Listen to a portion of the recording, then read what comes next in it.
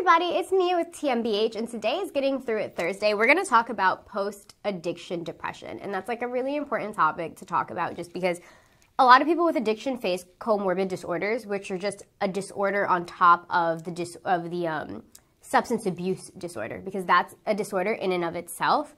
It's not just like addiction's like a thing people want to do. It's an actual disorder. And so we're talking about another mental illness on top of that one. So like generally speaking, it's like bipolar disorder or depression, right? So the reason that it's important to talk about post-addiction depression is because for a lot of people, like it can come off as maybe a little bit shocking because they're not necessarily prepared for being depressed after treatment. I think a lot of people can be misled into believing that what happens after rehab is that you're never going to go through depression again. Like you're going to be a fixed person. There's no depression, right? That's not what we're saying. What we're saying when you go to rehab is that we're going to give you tools and skills to be best prepared for what life has to throw at you. And unfortunately for some of us, that does include depression, right?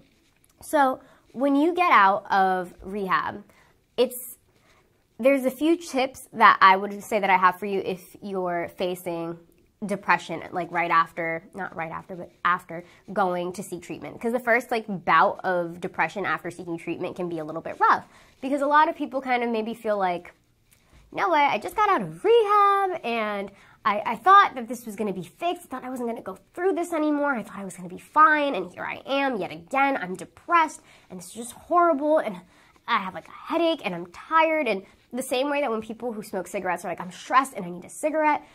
If you're somebody who struggled with substance abuse disorder, so let's say it's like for your thing was like Xanax or cocaine or alcohol, whatever, you might be like, I'm sorry, you might be like, oh, like I need something. Like I'm stressed. I want cocaine. I want alcohol. I want what have you, right? And so that can be really rough. So when we have post-addiction depression and we don't manage it well, then we're putting ourselves in a position where we're more likely to fall out of our sobriety.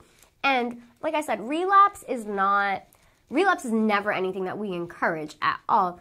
But relapse is part of the process for people, and you don't want to be discouraged by relapsing. You want to know that you can, okay, you fell, but you can get back up, right? So that's what we're trying to tell people.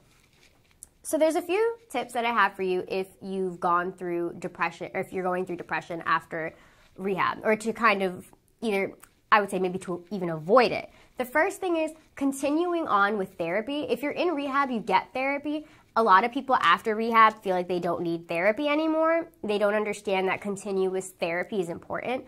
A therapist is somebody who kind of like, their job is to have your best interest in mind, Their job is to kind of be somebody who's outside of your life and looks at your life with some perspective that maybe you're not able to look at it with just because it's your life. And it's hard to look at your life unobjectively and just be like, okay, this is where I'm wrong, this is where other people are wrong. It's like hard to properly place blame and just understand things. So your therapist is there to help you out. They get to know you as an individual and get to understand like your individual needs and things like that, and figure out when you're in a rut, how to get you out of it, how to just kind of make sure that you're managing your depression in a way where you don't feel like you want to go back to substances to manage everything that you're feeling.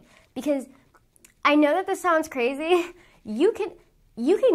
Depression doesn't go away. It's not like a thing that there's a cure for, But I promise you that you can live life with depression without being overwhelmed by your depression. And I think that's a thing that a lot of people don't understand, is that a lot of times it's not just the depression itself that makes the depression so unbearable.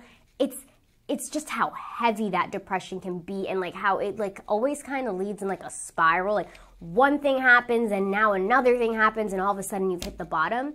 When you go to therapy, what they try to do is get you to realize when you're starting that downward spiral and like kind of get you before you hit the bottom, So now the second thing is kind of like, it's really only 2 tips, guys, but I feel like they're the best. Like it's really just 2 really important tips. The second one is to find things that you like to do. And that could be walking your dog. That could be going to get coffee with your friend on the weekend. That could be, going for a drive and listening to whatever. find something that you like to do that just kind of decreases your stress and allows you to like just relax and think and be in the moment, because that's something that's really going to help you reduce stress and again keep you from that overwhelming feeling that begins that downward spiral.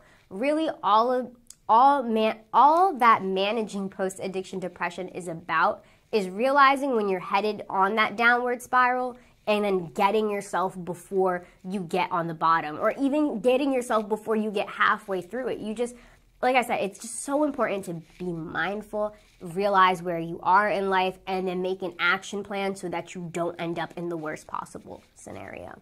So yeah, that's just kind of our 2 tips for today. I hope that you guys have a great day, and don't forget, I'm going to see you guys tomorrow at 1 o'clock again on Facebook and Twitter for Freestyle Friday.